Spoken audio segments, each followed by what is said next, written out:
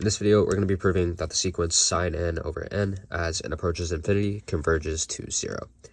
And we are going to be doing this using the definition of a convergent sequence, which, if we look at it real quick here, we have that if a sequence an, where n is a natural number, converges to some real number L, then there exists some big N in the natural numbers such that once we get past that large N, we have the following inequality. For all epsilon greater than 0, the distance between these terms at a big N or larger, and the difference of that and the limit is less than this epsilon. We're going to use that definition to prove the following proposition. So, to start off, we're going to let epsilon be greater than 0, which just kind of follows the definition. We're just picking some epsilon greater than 0, and it doesn't really matter what it is. Now, additionally, we are going to set some value for large n, but we don't know what that is yet, so we're going to keep that blank for now. And we're going to start doing a little bit of the scratch work, and we can consider the absolute value inequality that we have here. And we need to show that this is true for n greater than this large n. But we don't have that large n yet. So we can set up the following, where we say we have that for n greater than or equal to this large n,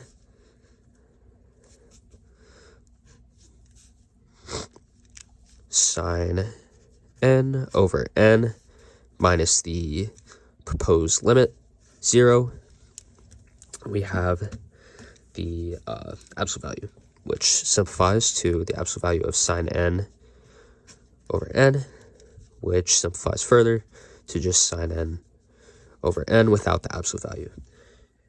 And we need to show that this is less than epsilon. So how do we go about doing this? Well,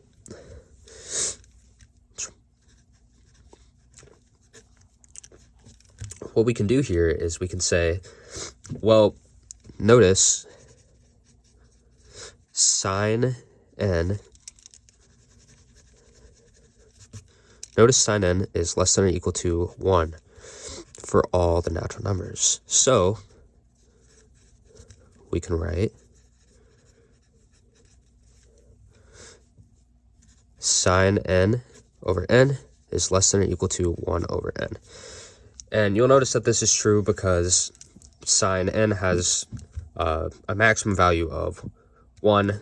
No matter what n you plug in, the largest value you're going to get because of this sine is 1. And then the n stays the same here, so we can build this inequality. But we're considering n that are greater than or equal to the big N, so we can actually say that this is less than or equal to 1 over n, because if this small n is larger than this big N, then you're dividing by a bigger number, and we're going to get a smaller value here. So this is less than that large n for n greater than or equal to the big N. Now, this is when we can actually figure out what we want our n to be, the big N. And how we're going to do this is we're going to think about how we can construct epsilon and then make something that's smaller than epsilon and then build the rest of the inequality. So consider, say, this is going to be a little bit of scratch work. I'm just going to put it at the bottom here.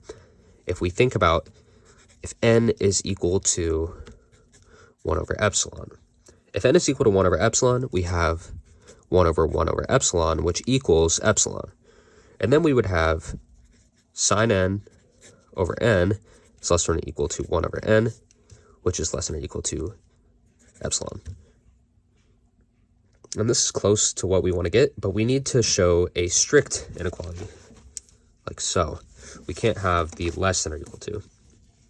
So to get around this, we can make n equal to 1 over epsilon plus 1. If we make n equal to 1 over epsilon plus 1, which I'm actually going to write up here,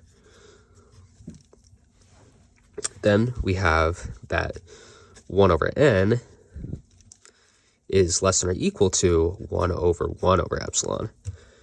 And this is because since we add that plus 1, 1 over n is equal to 1 over 1 over epsilon plus 1, which is less than 1 over 1 over epsilon. And 1 over 1 over epsilon is actually equal to epsilon, so we can write that here. And we've actually completed the proof now. Oh, my apologies, this should be a strict inequality. But this has actually proven that the limit of the sequence is 0. And we've done so by considering this big N, where n is equal to 1 over epsilon plus 1. And we know that it must be less than 1 over 1 over epsilon, because this is a larger value because we add that plus 1. But 1 over 1 over epsilon is equal to epsilon. And if you notice, we've actually built the inequality that we need. Sine n over n is less than epsilon for all n greater than or equal to this large N. And we've done that by working through a little bit of scratch work and finding a big N that satisfies the inequality. So that's the end of the proof, and hopefully that made sense.